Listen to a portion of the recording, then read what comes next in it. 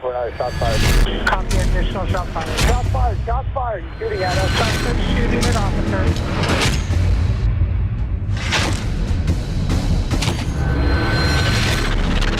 Suspect down. He's at the base of the stairs, white t-shirt, white male. All right, everybody, welcome back to another episode of the Shots Fired podcast. We are really excited for this episode. We got a treat for you guys. We've got in studio with us, Andrew Sully Sullivan. Andrew, welcome to the show. Thanks for taking the trip all the way from Virginia to be here. Appreciate it, man. Absolutely. Oh, thank you guys, man. Appreciate being here. Absolutely. Hey, let's do this. Before we get started, just so everyone knows who you are and a little bit about your background, I'm going to kick the ball to your court and let you explain it, because you've got a hell of a background in the military and what you're doing now for the police community. Tell everybody who you are, what your background is in the military, and what you're doing now. All right. So yeah, the wave tops, the day after 9/11, I walked into a recruiter's office. I decided that the life I was living wasn't for me. I wanted to do more, and I wanted to make my family safe. And I did that. I joined the Navy, and the goal was to be a SEAL. So I went right to boot camp, A school, and BUDS, and made it through BUDS, did a career in the SEAL teams, both at SEAL Team 2 and Naval Special Warfare Development Group.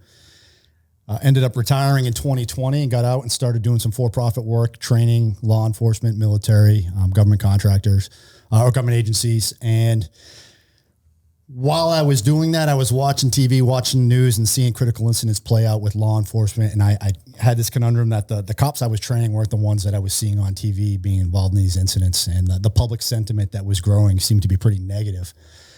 And it was that point I decided that I needed to do something to help the community out, the law enforcement community, because I've always been passionate about you guys and what you've done for me and my family and all the deployments I've been on.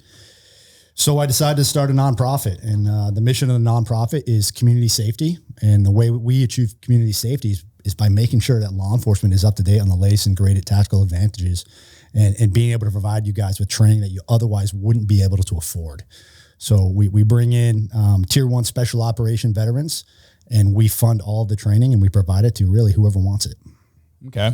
Nice. Well, thanks for coming in here. Kyle and I just recently picked you up at the airport, and I'm actually a little shocked because you're wearing pants, and it's Sacramento. It's like 109 degrees outside. This guy Marlon I know didn't give me the heads up. So yeah, here I am. Yeah. Both of you guys are wearing pants. Yeah. Well, Hey, speaking of being hot, we would like to thank Cold Plunge Therapy out there. So Ice Barrel, thank you for being a part of the show. If you guys are looking for an ice barrel or some type of cold therapy, make sure you head over to icebarrel.com, use promo code SFP, get yourself a discount. Mark and I use it. Sully, your whole career, you said you were... Yep. I'm thinking we could set it up right now and maybe do It is probably good. Well, you're wearing pants. It's a little hot I'll right take now. them off. Don't you worry. Yeah. gain all the experience from a cold plunge. Head over to icebarrel.com, get your guys self an ice barrel and discount using promo code SFP. Nice. And TAC Ops, thank you for sponsoring and being a part of the show as well. Head over to swatconference.org, get signed up for 3 conferences a year.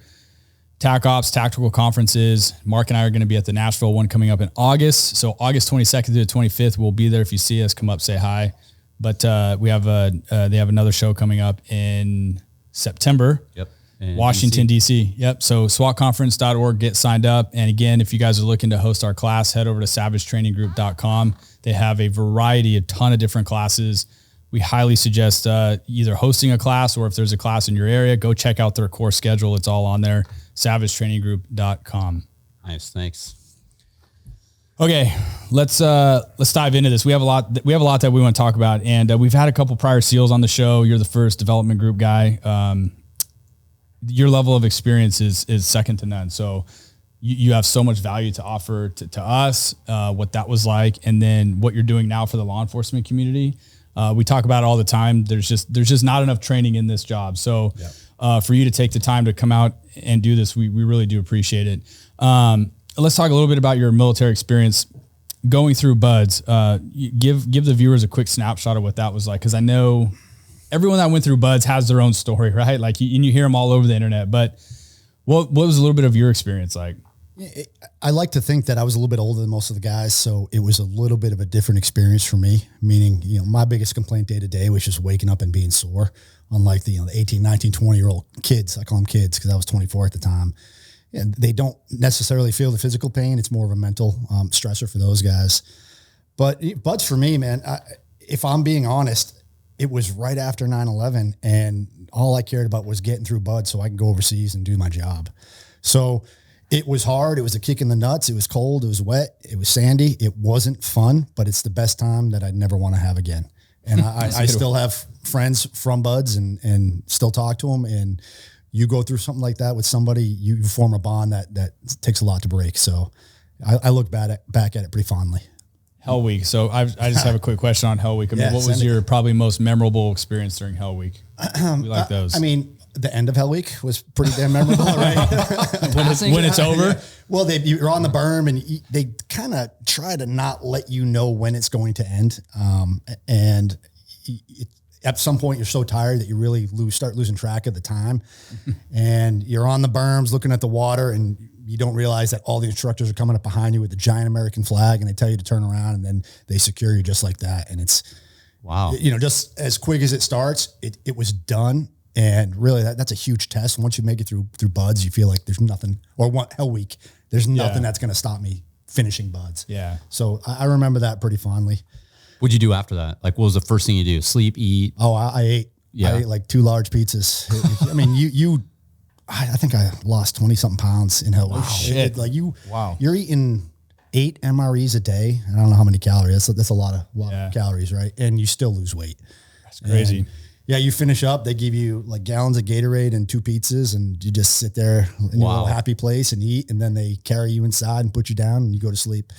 You do a medical check first and you sleep for days. Really? So that's what I was curious about. Like, how long after Hell Week do you have to do like a turnaround and come back? Well, you finish Hell Week, I think it's Thursday night, Friday, something like that.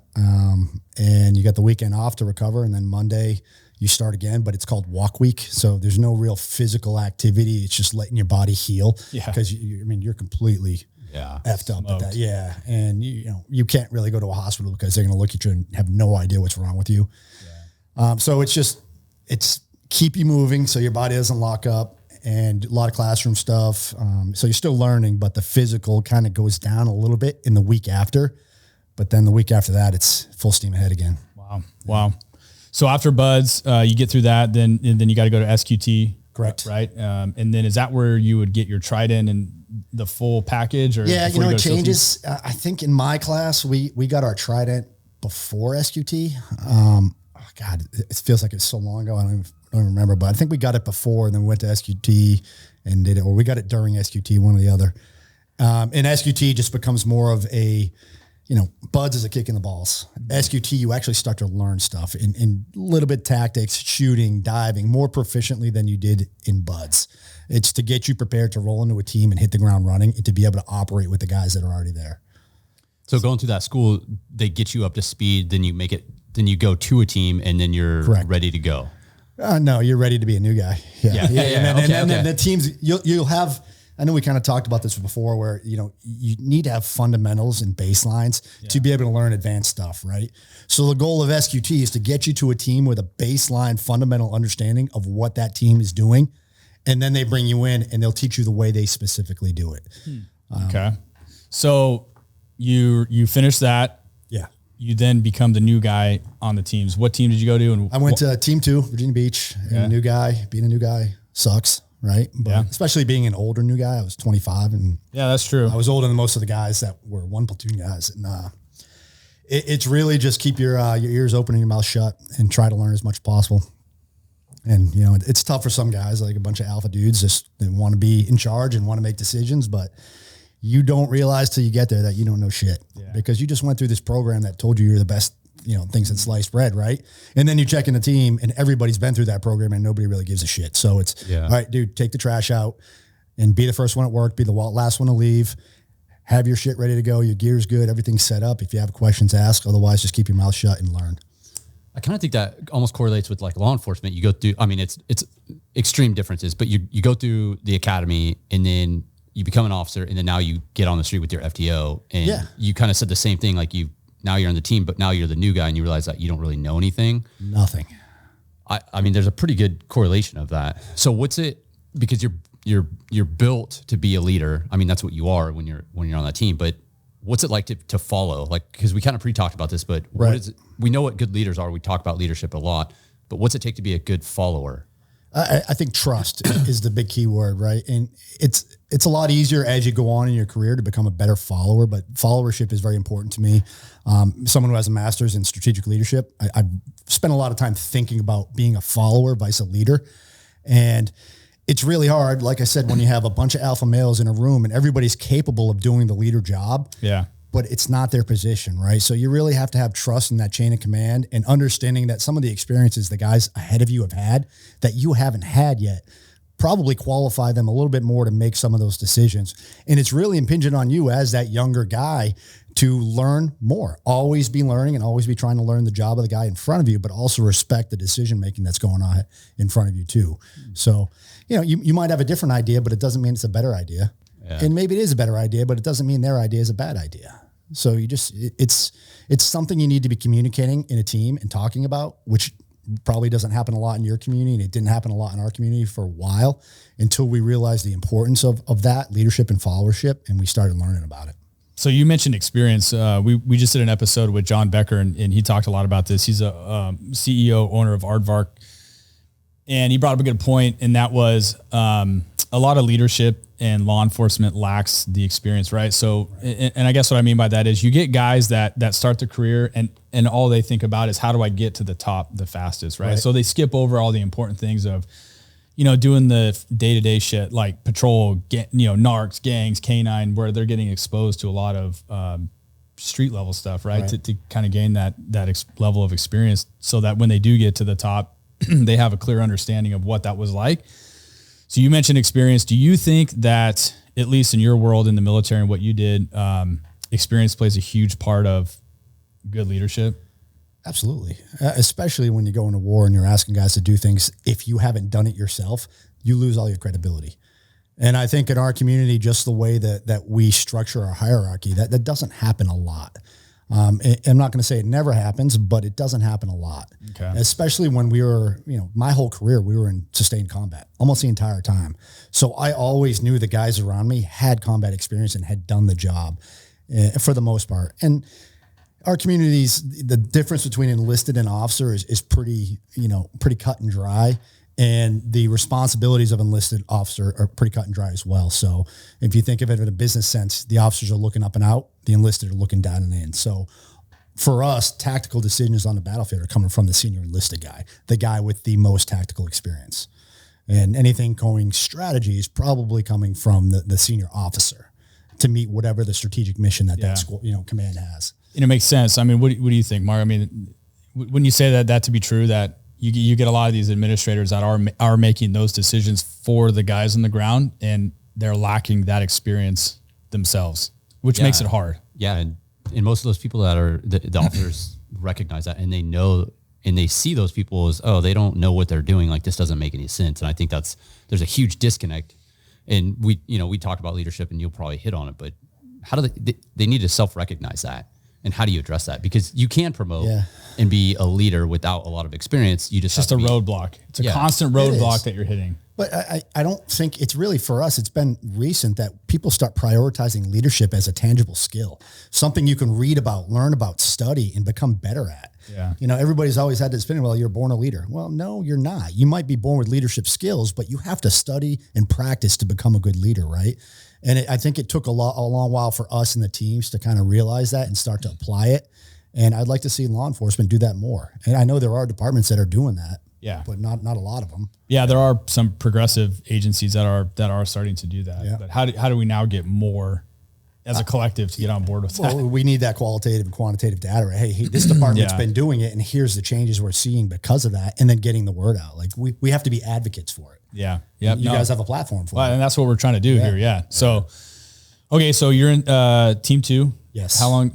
Give us a little bit of breakdown of how long you're in Team 2, and then going into selection for DEVGRU.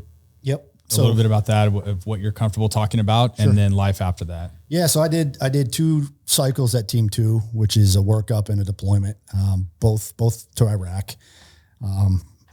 Even being there in the height of the war, they weren't great deployments. So, I was at a crossroads after that second deployment where I was actually thinking about getting out, but I it was an unresolved thing for me. I felt like I had more to do. So I opted to screen and got selected for DEVGRU and spent the rest of my career over there. And man, am I glad I did. It's where I wanted to be, and it was what I joined for. And it took me 6 years to get there, but totally worth it.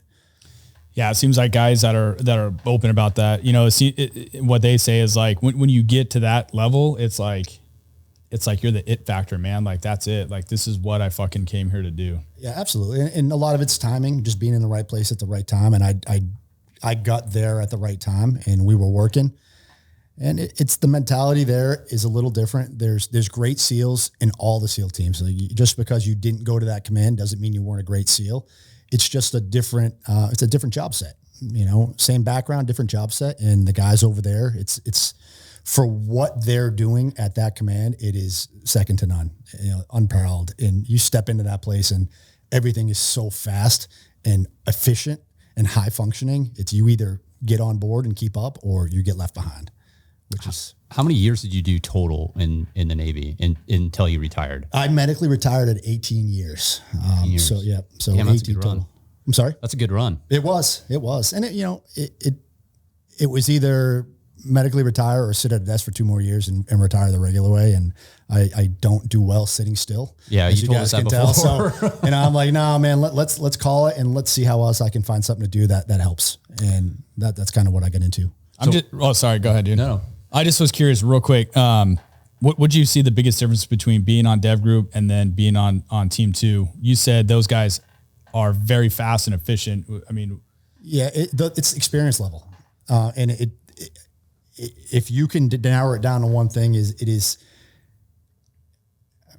trying to think about how to phrase it without saying the wrong things, but it's the ability to be as good as you can be at your job and then trying to find ways to be better.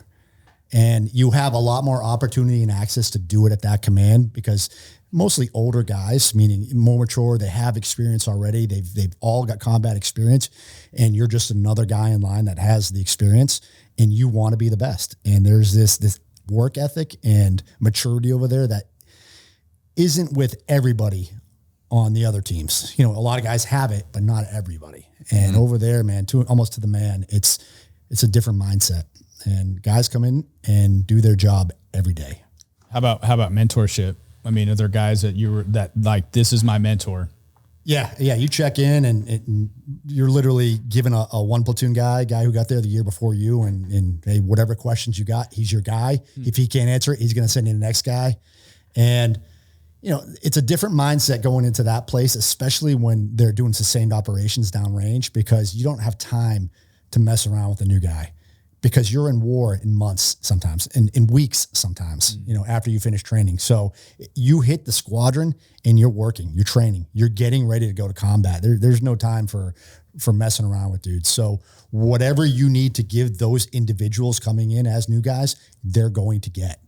And it's encouraged to say, if you don't know something, open your mouth, right? It wasn't that way on we call it the white side, right? It was, if I don't know something, I'm going to ask my peers because I don't want to look like an asshole. And, you know, the culture was much different in that sense. And I hope it's changed now, but it wasn't that way. And I function much better in the second. You know. I like that you say that because mentorship is huge. And we talk a lot about mentorship too in the law enforcement community is, you know, be a mentor to somebody, right? And I don't mean like go up to somebody and say, hey, I want to be your mentor. No, like fucking be a good dude, be a good, you know, advocate, good cop, do all the right things so that you're a good mentor for somebody else.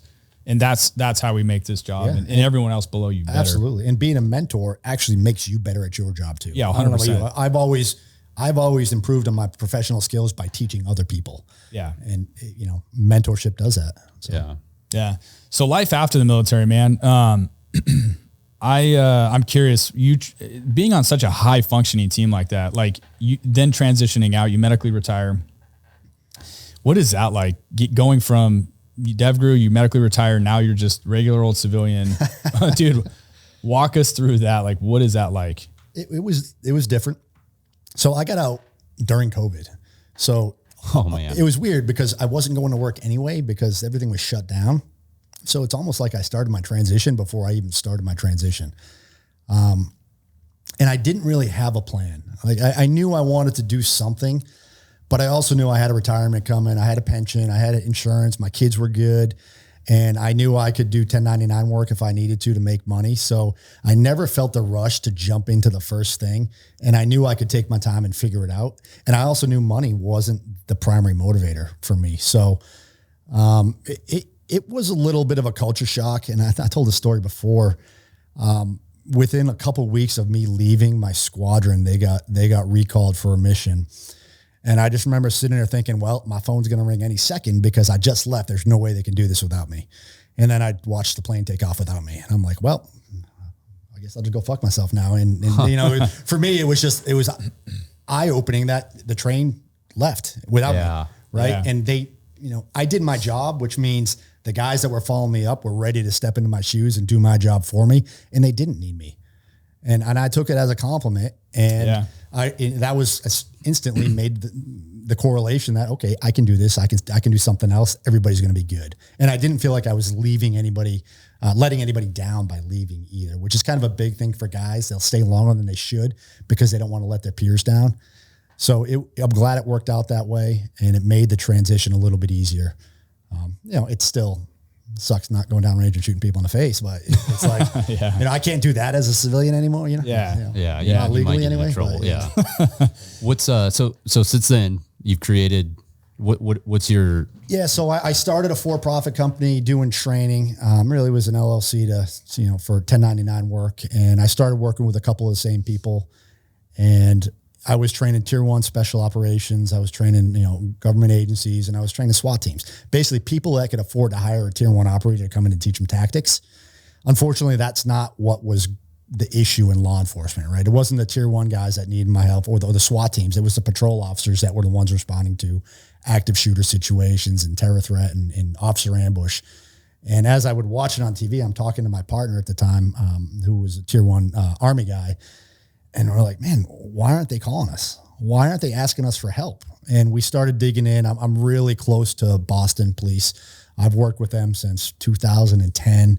And, we talked a little bit about, what happened when I was up there, and we can go into that if you want. But I knew something needed to be done. The feedback I was getting was, hey, they just can't afford it. They have training budgets and they're already accounted for. And unfortunately, helping patrol level officers learn basic tactics isn't really in the budget for most departments. So I came up with the idea to start a nonprofit, find the money, you just tap it into my network and asking for help. And any money we raised was going to go back into training patrol level officers and school resource officers on how to handle these high stress, critical threat incidents. And with this company you started, it's a nonprofit. Yes. You raise money yourself. Correct. And you take that money to fund police departments. You're doing all the work. We're training. Yeah, I am bringing in tier 1 operators to do the training. And I will do it at times, especially with Boston, just because I'm so partial to those guys. But it could be anything from, hey, if I can't get out there to train you, let's look at your SOPs and TTPs and let's refine them. Right? There's a lot of things I can do with departments because I'm only so many people. I only have so many trainers. Yeah. But there's still ways that I can help. Getting on a phone call and helping you figure out a tactical situation, working on how you do AARs so you can improve based on some of the critical incidents you've already responded to. And man, I'll talk to anybody at any time to try and help. It doesn't have to just be training. And to be honest with you, there's nothing I can teach anybody in a week that's really going to fix the problem. Yeah. I tell people I'm coming in to identify your shortfalls, your weaknesses, and then I will help you build a training plan, but you need to take it upon yourself to continue the training long after I'm gone. And I will always be a resource. So you can call me at any time and we'll talk about it. Right. And then I'll come back in a year and we'll do it again. Yeah.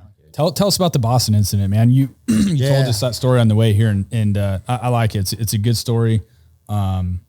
It's a tough one, man. Obviously whenever we're talking about losing buddies, it's hard to talk about, but it also started a great group of relationships for me with the city of Boston. I'm from Worcester, Massachusetts, so outside of Boston. I grew up in Massachusetts. I have a fondness for it. Winter still sucks, but the rest of the year it's awesome. But I was up there with my team training with BPD, and a lot of times we'll do that because we like to get out and try different training venues. So we'll hit up departments and say, hey, can we come use your facilities just for a different look? And then we'll train the cops. And that's kind of how I got my start training police. It was tit for tat. Like, you let us use your facilities and then we'll provide you with training. Mm-hmm. And I really loved it. And it really helped to show me how much help police needed, because I, like most people in the country, had a different expectation of law enforcement capabilities. And it wasn't until I actually started working with you guys that I realized where you actually needed help on the critical incident stuff. But while we were there, and I remember, like it was yesterday, was when Extortion 17 got shot down.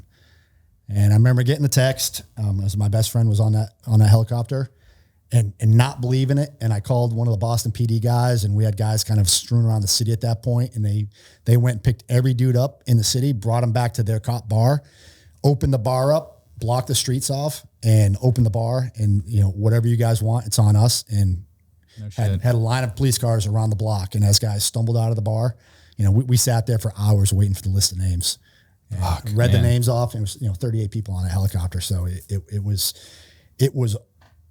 a third of a squadron. Like, I don't, that's like losing a third of a department. It's a lot of people. So, we read the names off, and we mourned, and we drank. And as guys would stumble up, a cop car would pull up from BPD. They'd put the guys in the back of the car, drive them to the hotel, put them to bed. And they did that till every dude was back. And then the next day they brought us all to the airport, and we flew home. And then they sent their bagpipe team to all the funerals. And to this day, the Boston Bagpipes, I love those guys. They're some of my best friends. They come to every memorial, funeral, retirement, anything we do. If we ask them to come, they come, and we'll foot the bill if we ask them to. Wow. And they are just, that department has bent over backwards to make sure that, the relationship between us and them is always top notch. So when I started thinking nonprofit, it's the only place I wanted to start was Boston Police. And that's where we started. And I'll do anything for those guys. That's fucking cool. That's cool to hear that they did that. I had never heard that before.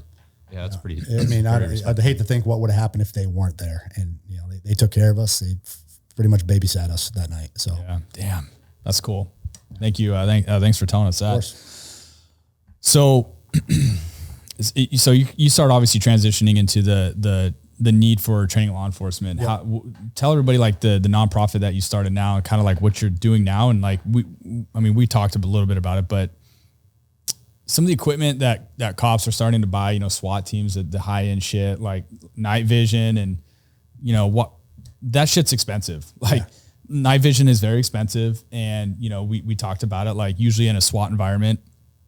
And like, listen, before everyone fucking gets up in arms that's watching this, like, I'm not saying don't fucking buy night vision, but what I'm saying is like, A, they're very expensive, and B, in the police world, like we show up in a SWAT capacity, right? Like we're flooding shit with white light, at least in an urban environment. But you got guys running around with night vision on, and it's like, I don't know. What are your thoughts on that? And like, can we use that money to use elsewhere to be able to fund training? Because I feel like that money would be better suited for that versus a piece of equipment to look cool. No, I agree. And I agree with your caveat there. For me, like one of the hardest things I have to do is not offend police, right? Being able to say, hey, this isn't good enough without offending the officers. It's tough. Right? And it's hard to do because most of the time it isn't good enough. But it's not the officer's fault. It's because they're not trained to the level that they need to be trained to perform some of the missions that you guys, I call them missions because of military, the responses that you guys have, right? Like an active shooter or an act of terror. But what I see is there's in training a pretty significant push for higher level training in gear when we've never spent the time and effort in learning the fundamentals. Yeah. And 99.9% of what I do, and when I come in and I'll audit a department before I do any kind of training, is to see where they're at. And they'll have some active shooter training program that is varsity level moves when people don't even know how to enter a room with an active shooter and clear a corner. Yeah. So if you're going to change policy to accommodate the equipment, like you want to bring in night vision, but you require people to use white lights, you're giving away your tactical advantage, because there's this policy in most police departments where you have to announce yourself when you're coming in anyway, right? Because you're worried about getting sued, and it's on body cam, identifying myself as police, and that guy still pulled a gun, et cetera, et cetera. So if you're not going to change your policy, why buy equipment that doesn't give you a tactical advantage? That's a really good point. Well, and I mean, we're required, we're high visible patches, we're fucking red and blue light. Like, it's not like you're not being sneaky being there in the first. No. Now I'm not, and look, again, I'm not saying there's not a time and a place to use it. There is, but Mark, you had a good story. You know, I think you guys may have had them, and then it was like, all right, guys, you get your nods on, but then you're like, well, I've never even trained with this before. And then you're going out, you're expected to use that in a real world environment. It just doesn't make sense. And so you're right, man. Like if you're not willing to change policy and train with that piece of equipment that you're getting, I don't know. To me, I'd rather take that money and spend it, invest it somewhere else where I'd rather have basic fundamental training and be top notch in that than a piece of equipment that I might use one time. Yep. Yeah. I mean, I have a little pipe dream on training and it comes from my background in the military where I'll do 12 months of training for a 4-month deployment. So for 4 months of work, me and my team trained for 12 months just to do that. Right. And in some cases it's 18 months for a 6-month deployment, and law enforcement has a 40-hour in-service requirement a year. Yeah. Right. How to handle everything. To handle everything, right? And you can't possibly expect someone to respond to an active shooter when you're dividing all your training up into 40 hours and 12 to 15 hours of shooting a year. So what I would love to see is money get put into I hate to use the word, but a change, but the way that we train could be different. What if law enforcement hired more people to have shifts where you work 3 weeks, train 1 week every month? Yeah. Right. To think of how much you could get done with 1 week of training a month vice 1 week of training a year. Yeah. And all I know is we're spending hundreds of billions of dollars overseas to help other countries when we could put, half that money into law enforcement in the US, hire more people and provide better training. And it doesn't have to be all tactical stuff too, but you could improve every part of your job just by doing something that simple. Yeah, dude, I mean, that's the first I've heard of that concept, but it makes sense. Where do you see what is the biggest fundamental problem that you see in law enforcement as far as our training goes? I mean, is there something that stands out to you that you think we could definitely do better on? I mean, obviously you come from the tactical world, so clearly that's a problem. Yeah. And I, just so everybody's aware, when I talk about making changes in law enforcement, it's literally like that 0.01% of high stress, high threat critical incidents. I am focused on community safety. That is my mission. That is what I tell my donors. I am trying to make their community safer, and I'm doing it by giving the people that are protecting them more training in the things that they don't have training in, right? Cops do great at 99.9% of their job. But when they're asked to respond to something where their stress level exceeds their abilities, they're making mistakes. And you guys don't train under stress. Maybe some SWAT teams Very little, yeah. Maybe some SWAT teams, but certainly no patrol officers. Yeah, very little. I can watch a news report on a critical incident from, the officer's perspective or security cameras, and I can see where the training failed them. I can see where they didn't have training because I would have responded in a different way. And to me, that's not the officer's problem, right? They shouldn't be in trouble because they failed, right? But it doesn't mean we can't give them better training to help them be successful. And I think, to me, that's where the focus needs to be. It needs to be on fundamental skills to work in a high-stress environment. Like it's almost insulting to me that I spent nearly 20 years trying to perfect hostage rescue techniques, and someone thinks that I can give a cop 40 hours of training and expect them to be able to do my job. Because that's what they're doing. For 30 years, yeah. They're doing a Navy SEAL hostage rescue, impromptu, like with no warning, because they just happen to be the closest person to the scenario. Yeah. And in most cases, they don't have any experience. So we're hoping that they do the right thing. We're not teaching them to do the right thing. Go ahead. I'm just clearing my throat. Sorry. No, and maybe you get lucky like Nashville and you had a couple prior military guys that were already on scene, right? Or more than likely you end up with an Uvalde where it's paralysis by analysis. Nobody wants to make a decision and nobody does. Yeah. And that is the standard that most patrol level officers are trained to in this country. At best, maybe a 40-hour program that was developed by police who've never been in an active shooter situation. Yeah, that's really true, because the general public expects all of this stuff. Cops that are in law enforcement or law enforcement community hope that they can do that. Yep. And the reality is that you can't.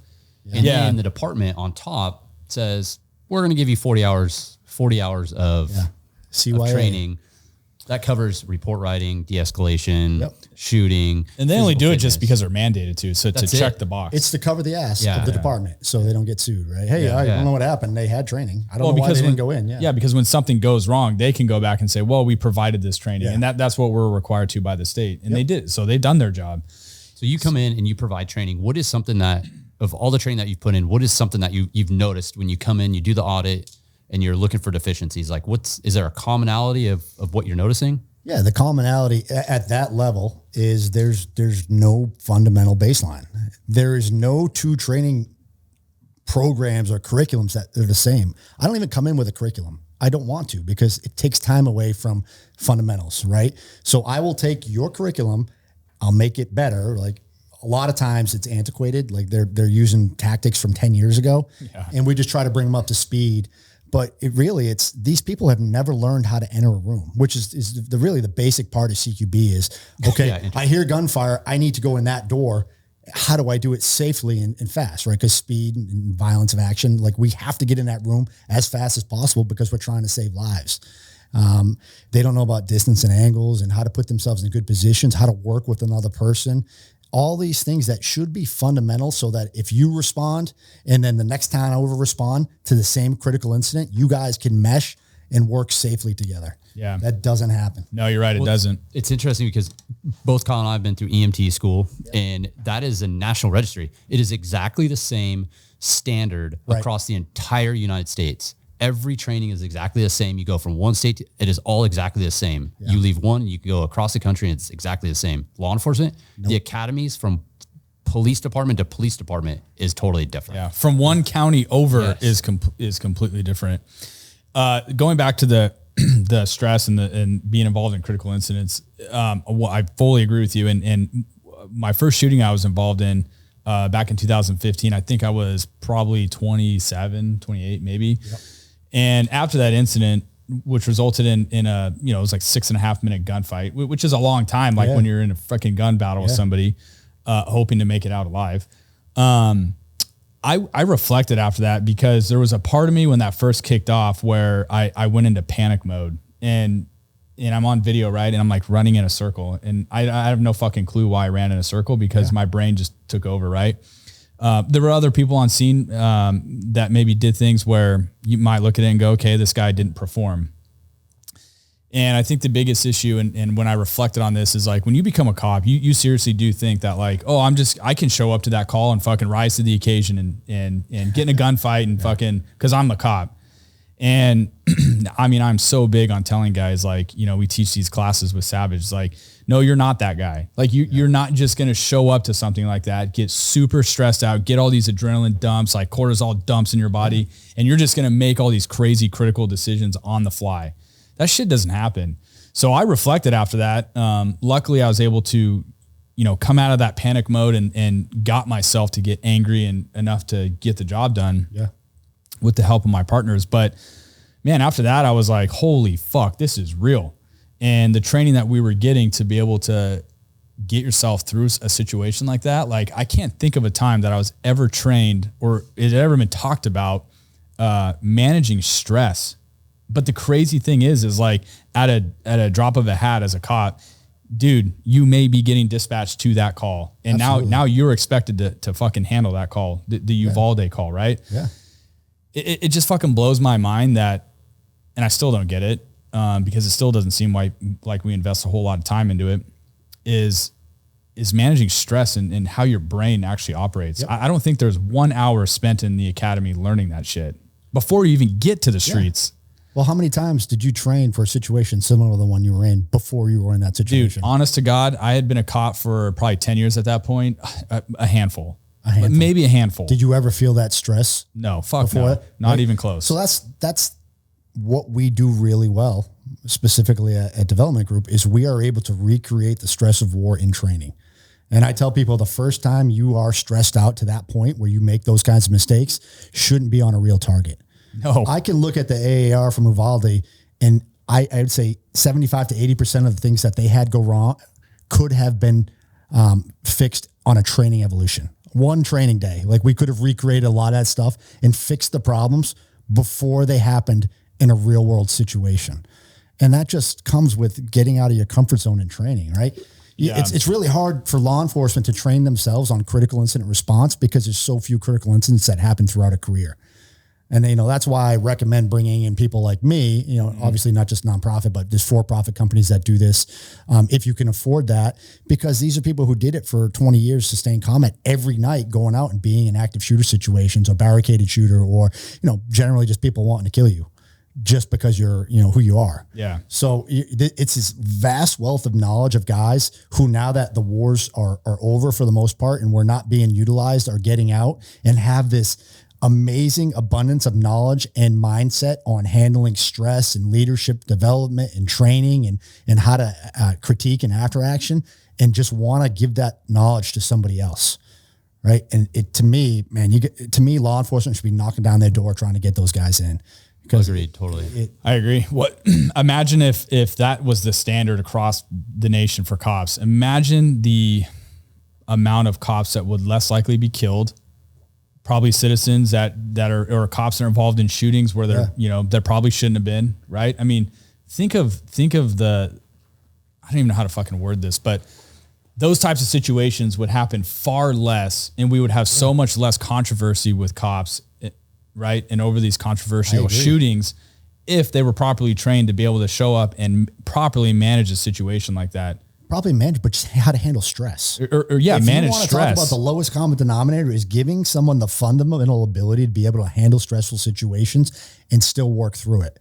I use skydiving as an example. If you've jumped out of a plane before. No. Well, anybody that has, right? The first jump you do, all you see is toilet paper tubes at the ground. And you're waiting for the ground to come up and get you. Yeah. By the 10th jump, it's like, oh, all right, I see trees. I see there's other skydivers. And then 100 jumps, you see everything. And you're out there and you're flipping and doing all this crazy stuff. And then the more you do, the more comfortable you get being in a situation in which you could die. It's the same thing with tactics and CQB, man. You have to work in that environment to be better handling the stress that environment puts on you. And if you don't train for it, there's no way it's going to happen. Yeah. Is there a way or something you could offer, just a short something that cops could do right now in their patrol car or their patrol teams, just a something about managing stress? Like, how would you, with the exception of bringing in a team to help and seek actual training, is there something that you could provide? So here's the thing I tell everybody. Whenever we go to a range, I know who practices and who doesn't practice. I can look at people's form, how they stand, right? I'm a better shot if I come up and I have this really, equidistant stance and my arms are out. But you're never going to do that in a tactical environment, right? And we're training in law enforcement not to take range shots. We're training in case we actually have to utilize our weapons. So there's ways officers can better skills when it comes to firearms manipulation, transitioning, things that could happen that you shouldn't have to worry about on target, that you can work through without having any tactical training whatsoever. And you can dry fire at home, and I'll caveat, hey, dry fire, clear and safe your weapon before you do this. Yeah. But I mean, how easy is it to watch a YouTube video? And there's plenty of guys that are putting stuff out that's pretty good. If you need help finding the right ones, let me know, where you just work on transitioning from pistol to rifle without a weapon. Just working out the kinks in your gear. Like, is my retention good? Is it not? Do I have access to my mags? Is this something that I could do under stress? What if I get shot in the arm and I need to do a mag change, right? There's so many things that we don't think about that you could do on your own time at home, 15 minutes a day, that are going to make you better, because now that's one less thing you have to worry about on target. So there's always stuff you can do. Yeah. And the cops that want to get better are going to do that. There's just so many cops out there that just don't want to put in the work. They want to show up. They want to put in the 10 hours. They want to collect the paycheck. Right. And I mean, that's, I don't know. I don't know how to change someone's perspective of that, but. Well, I mean, I'll play the devil's advocate here, because I've seen this in my community. When you're working 80 hours a week because you're working overtime to make your living, it's awful hard to ask people to go put in training on their own time, right? For sure. Because quality of life is huge. Yeah. You need to have that break, that family time to be a functioning member of a unit. And if you take that away because you want them to go do jujitsu or go to the range on their own time, and then you're cutting into the quality of life, and morale goes down. When morale goes down, effort goes down. So, and I'm not saying the people you're talking about don't exist. They absolutely do. They exist in the SEAL community, any community, right? But there's a lot of people that, if they're given more of an opportunity to train in the workplace, vice at home, they would probably put more effort at home as well as in the workplace. Yeah, it's interesting you bring that up because I look back when I was a cop and those that did their 40 hours, didn't seek any other training, were some of the mentally healthiest people, right? Because quality of life of being at home was super important, and they were the bare minimum. But I look at that and I go, you're pretty smart that way, but also you're lacking others. So I really like your idea of 3 weeks you work whatever your shift is, then a week of training. Yeah. Like that's how you do it. You need the departments need to start adopting that and saying, it's more money, but hey, there's money out there. We all know there's money out there. It's just, what are we putting that? We putting it to nods when we're doing all daytime stuff? I don't know. It's how do we spend our money wisely? And it's how do we advocate for change? And I hate bringing up change because it's what people have been screaming for, defund the police and no, let's figure out a better way to allocate money so that the stuff is going right. And we all want the same result. We all want safe communities. We want our officers to be safe. We want our families to be safe. Let's figure out a better way to do that. Well, Sheriff Lamb talks about that and talks about running a police department like a business. Yeah. And running not a deficit. But police departments are not run like businesses. No. And they don't manage money and they buy things and like, we have this amount we got to sell, it's antiquated. So is the military, right? The military style, of leadership we have is very antiquated in promoting and all that stuff, but law enforcement's the same way. Yeah. It doesn't evolve. It seems to be the only thing that doesn't evolve. No business out there, if they don't evolve, they don't survive. Correct. Yeah. And the environment around you guys is evolving. Totally. It's up to you to evolve with it or get left behind. Right. And like I said, we're advocates as much as we are trying to help. So what's your company called?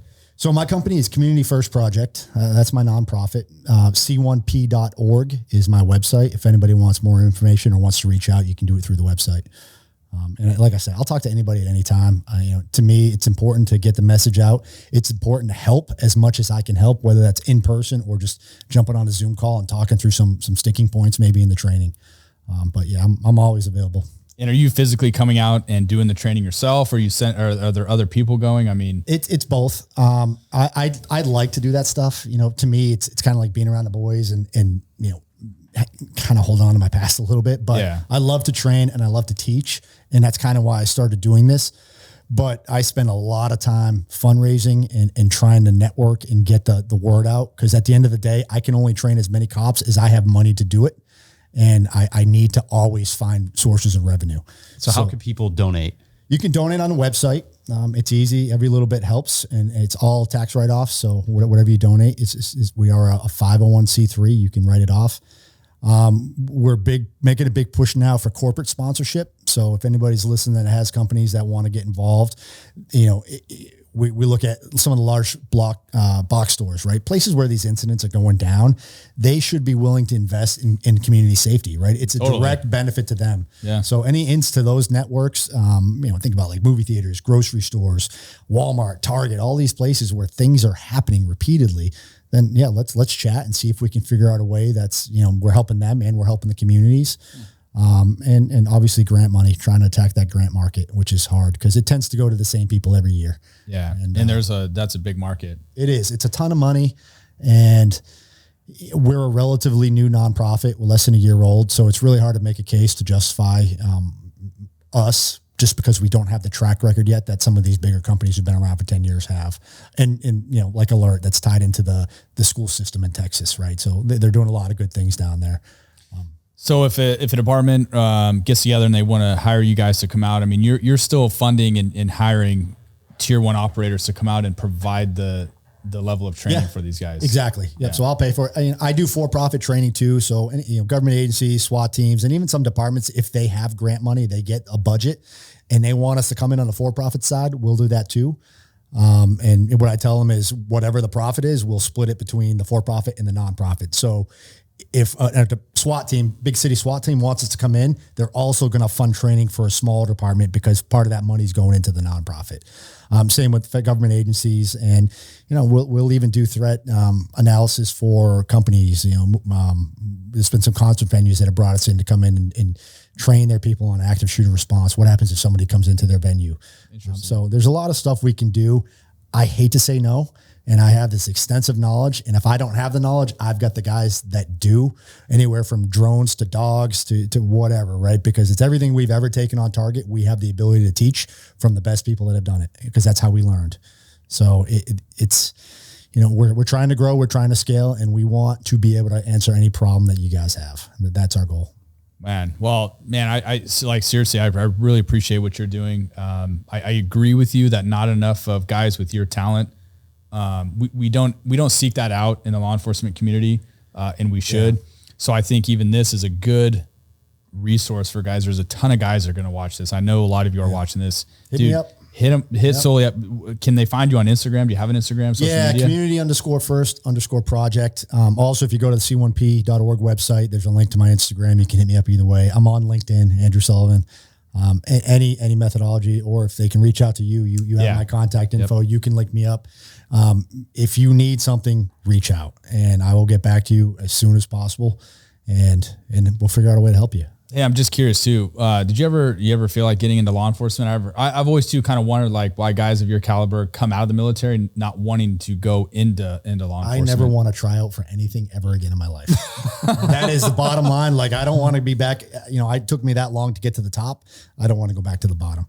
I would rather do it in this way where I just come in and here's my knowledge. Let's figure out how you guys can use it. To me, that's more important. You're probably making a bigger impact. I hope so, because I think so. Yeah, it's not one department, right? And there's a few guys. Like, there's a couple of guys. Virginia Beach has one of our guys that went through. I think San Diego has a guy on the force that went through. So some guys do, but most guys are just physically. I'm pretty broke too, you know, with the surgeries. Yeah, and all that's that. true. So thinking about putting kid on is hard sometimes. You know, sometimes it takes me 30 minutes to stand up in the morning. So it's. It would be tough to want to do that again. Yeah. You made a good point, actually. I mean, imagine like if you're embedded in a police department, he's one guy at one department. Yeah. I think you make a much bigger impact doing what you're doing for everybody. Yeah. And I have that long-term goal. I have a strategy, right? You got to, where as guys are getting out, whether it's Army or Navy, Tier 1 special operations, and they want to go back to their home community, wherever that is, I want to pay those guys to be me in that community. So if I get enough money to be able to do that, and you know, the way I look at it is I want to get to around $1 million for each state that I'm in. That guy is going to be my program manager in his home state. He's still going to be able to do whatever job he wants to do, but he is the POC for all the law enforcement in that area. He's going to set up training for that area, and I'll supply him the guys to do it. And if I can start getting guys who want to go back to their home communities, then man, we're starting to make a national impact at that point. And we just got to get the money there. I like it. That's a solid vision. I think so. And guys want to do it, right? And it's so much knowledge out there. And like you guys, we're starting to lose it, right? We're already 4 years removed, kind of. So we're going to start getting to a point where the experience just isn't there anymore. Yeah. And, you know, we want to utilize it and pass it on while we still can. Love it. I love it. Well, we thank you for making the trip from the East Coast all the way out here, sharing your information. Thank you for your service in the military and now what you're doing for our Thank you. Appreciate you guys. I appreciate it a lot. And for me right now, what I'm trying to do is get the message out. So you guys like you hosting me and having me out here and letting me talk and hearing my side and my thoughts, it's fantastic. So I really appreciate you guys. Thank you very much. Thank you, man. All right, ladies and gentlemen, Andrew Sully.